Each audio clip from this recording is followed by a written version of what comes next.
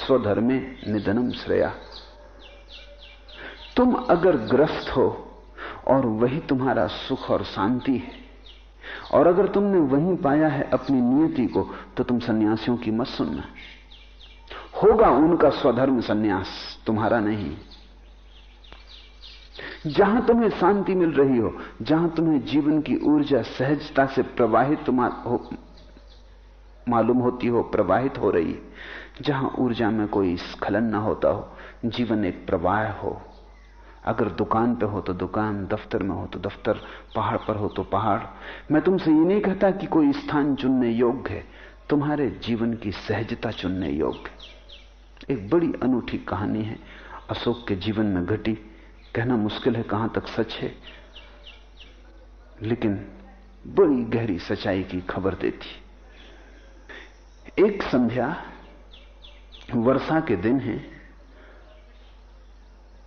पाटलिपुत्र में, पटना में अशोक गंगा के किनारे खड़ा है। भयंकर बाढ़ आई है गंगा में, सीमाएं तोड़ के गंगा बह रही है। बड़ा विराट उसका रूप है, भयंकर तांडव करता उसका रूप है। न मालूम कितने गांव बहा ले गई, न मालूम कितने खेतों को विनष्ट कर दिया, कितने पशु पक्षी बहते चले जा रहे हैं। अशोक खड़ा है अपने आमात्यों, अपने मंत्रियों के साथ, और उसने कहा कि क्या यह संभव है, क्या कोई ऐसा उपाय है कि गंगा उल्टी बह सके। ऐसा अचानक उसको ख्याल उठा है कि क्या कोई रास्ता है कि गंगा उल्टी बह सके स्रोत की तरफ। आमात्यों ने कहा असंभव, और अगर चेष्टा भी की जाए तो अति कठिन है। एक वेश्या भी अशोक के साथ गंगा के किनारे आ गई। वो नगर की सबसे बड़ी वेश्या है। उन दिनों में वेश्याएं भी बड़ी सम्मानित होती थी। वो नगर वधू है। उस वेश्या का नाम था बिंदुमती।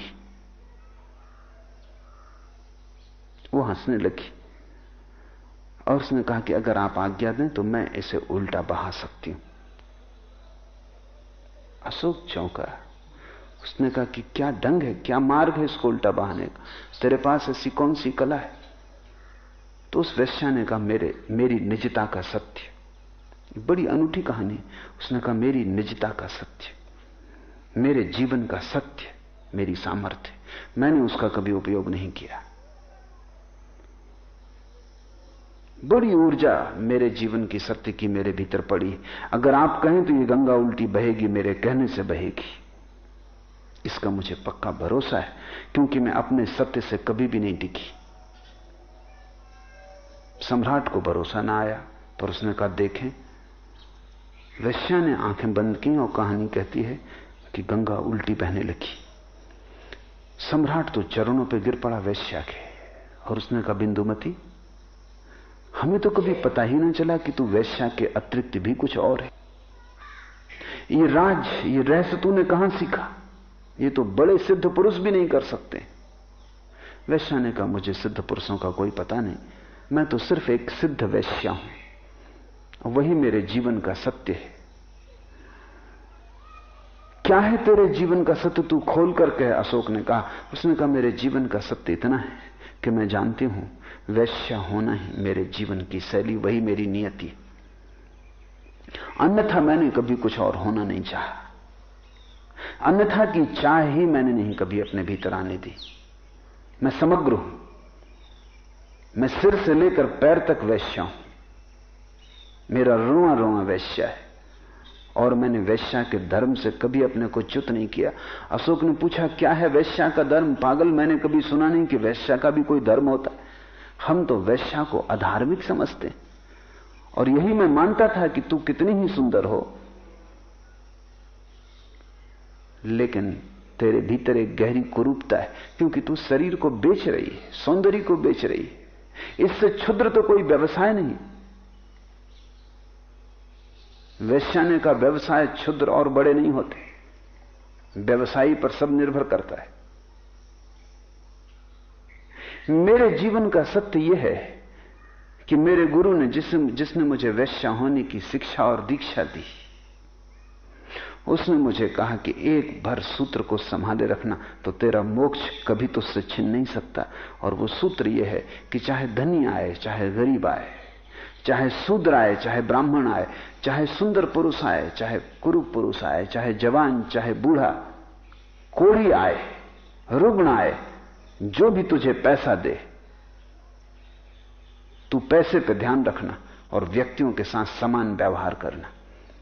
न तो तू कोढ़ी को, रोगी को घृणा करना, न सुंदर को प्रेम करना, वो वैश्या का काम नहीं। तू तटस्थ रहना, तेरा काम है पैसा ले लेना, बस बात खत्म हो गई। तेरा ध्यान पैसे पर रहे। ब्राह्मण आए तो तू अतिशय भाव से उसके पैर मत छूना, और शूद्र आए तो तू उसे इंकार मत करना। तेरा काम है पैसा। वैश्या का ध्यान पैसा पर, बाकी कोई भी आए तो समभाव रखना, वही तेरा सम्यक्त्व है, वही तेरा सत्य है। और मैंने उसे संभाला है। मैंने न तो कभी किसी के प्रति प्रेम किया, लगाव दिखाया, आसक्ति बनाई, मोह किया, नहीं। न मैंने कभी किसी को घृणा की, जुगुप्सा की, नहीं। मैं दूर तटस्थ खड़ी रही हूं। तब तो वैश्या भी संन्यास्त हो जाती। कृष्ण ठीक कहते हैं, स्वधर्मे निधनम श्रेय। वो अर्जुन को यही समझा रहे हैं कि तू ठीक से पहचान ले तेरा स्वधर्म क्या है। अगर तू कहता है सन्यासी होना तेरा स्वधर्म, अगर तू मानता है, समझता है कि सन्यासी होना तेरा स्वधर्म, तू जा। लेकिन आज तक तुझमें सन्यास की कोई झलक दिखाई नहीं पड़ी। काफी जीवन तेरा बीत गया, हम पुराने संगी साथी हैं। कभी तुझमें मैंने ब्राह्मण की कोई झलक नहीं देखी, सन्यासी का कोई भाव नहीं देखा। तू शुद्ध क्षत्रिय है। अर्जुन से ज्यादा शुद्ध क्षत्रिय खोजना भी मुश्किल है। तो तू इससे भिन्न हो ना सकेगा।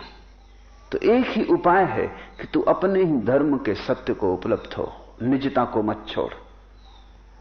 कृष्ण ये कह रहे हैं कि तू अपने भीतर अगर निजता को छोड़कर किसी और के पीछे चलेगा, किसी और की सुनेगा, किसी और आदर्श से प्रलोभित होगा, तो तेरे भीतर द्वंद्व पैदा हो जाएगा। और जिस व्यक्ति के भीतर द्वंद्व पैदा हो गया, वहीं असली युद्ध है। फिर एक संघर्ष शुरू होता है जिसका कोई अंत नहीं है, क्योंकि तुम अपने से ही लड़ते हो, अंत हो कैसे सकता है। और सभी तुम लड़ रहे हो। कोई क्रोध से लड़ रहा है, कोई काम से लड़ रहा है, कोई लोभ से लड़ रहा है। लोभ भी तुम्हारा है, क्रोध भी तुम्हारा है, लड़ने वाले भी तुम हो। करोगे क्या? तुम अपने को ही बांट लोगे दो हिस्सों में और अपने से ही लड़ोगे। कोई जीत सकता है? जीत संभव है, तुम व्यर्थ ही खो जाओगे। अपने को स्वीकार कर लो, स्वधर्मे निधनम श्रेया। अपने को परिपूर्ण भाव से स्वीकार कर लो। तुम जो हो उससे अन्यथा होने का उपाय नहीं। मैं ये नहीं कह रहा हूं कि तुम्हारे जीवन में क्रांति न होगी। जिस दिन तुम स्वीकार कर लोगे कि तुम जो हो उससे अन्यथा होने का उपाय नहीं, तुम्हें तुम्हारे धर्म का सत्य उपलब्ध हो जाएगा। गंगा को तुम उल्टी बहा सकते हो। बड़ी ऊर्जा है तुम में, अगर तुम अखंड हो। वो वैश्या अखंड रही होगी, और उसने बड़े निष्णात कुशलता से सम्यत्व को साध लिया था। वैश्या का सवाल नहीं है, न सन्यासी होने का सवाल है। क्योंकि यह हो सकता है सन्यासी जंगल में बैठा हो और वैश्या का विचार करे, तब उसके भीतर द्वंद्व है, संघर्ष है, कुरुक्षेत्र है। और वैश्या वैश्यालय में बैठी हो और सन्यास की धारणा करे, उसके भीतर भी द्वंद्व है। तुम जहां हो वहां पूरे रहो। तुम्हारी समग्रता ही तुम्हें मोक्ष की तरफ ले जाएगी, मुक्ति की तरफ ले जाएगी। और बड़ी अनूठी बात यह कि जिस दिन तुम अपने को परिपूर्ण स्वीकार कर लेते हो, उसी दिन तुम्हारे भीतर क्रांति शुरू हो जाती। जिसने स्वीकार कर लिया अपने क्रोध को, उसके स्वीकार में ही अतिक्रमण है। वो क्रोध से ऊपर उठ गया, वो क्रोध के पार हो गया। उस स्वीकार में ही वो अलग हो गया, साक्षी हो गया। वो वैश्या अपने वैश्यापन को स्वीकार करके साक्षी हो गई, अलग हो गई, भिन्न हो गई। अब सब खेल रह गया, लीला रह गई। इसलिए तो कोढ़ी आए, स्वस्थ आए, बीमार आए, युवा आए, बूढ़ा आए, कोई अंतर न रहा, सब खेल हो गया। सब नाटक हो गया। वेश्या दूर खड़ी हो गई। अर्जुन को कृष्ण यही कह रहे हैं कि तू बीच में मत आ, दूर खड़ा हो जा, तटस्थ भाव से, फलकांक्षा शून्य, अनासक्त, जो तेरी निजता है उसको प्रकट होने दे। इस क्षण से भाग मत और अपने से भाग मत। अपने से कोई कहीं भाग नहीं पाया कभी। कहां जाओगे भाग कर अपने से? जहां जाओगे तुम तो तुम ही रहोगे। जिसने अपने को समग्र रूपेण स्वीकार कर लिया, इसे लाओसे ने तथाता कहा है,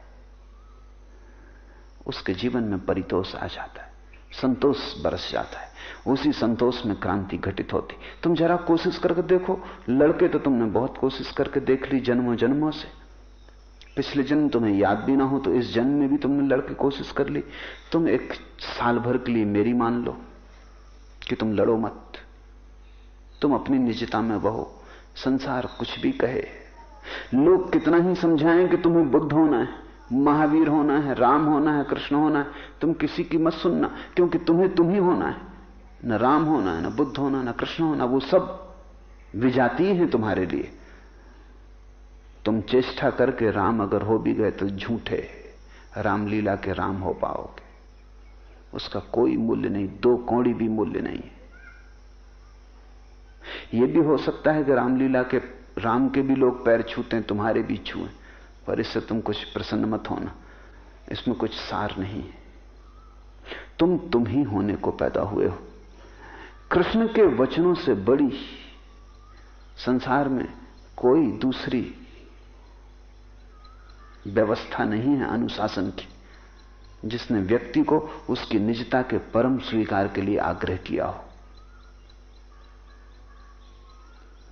अर्जुन जैसे ही राजी हो जाएगा, समझ लेगा कि मैं क्षत्रिय हूं और इससे अन्यथा मैं कैसे हो सकता हूं, कौन होएगा इससे अन्यथा, मेरा सारा होना यही है। उसी क्षण छतरी के बाहर एक सूत्र खड़ा हो गया जो साक्षी का है। फिर युद्ध में उतर सकता है। फिर यह युद्ध एक नाटक है।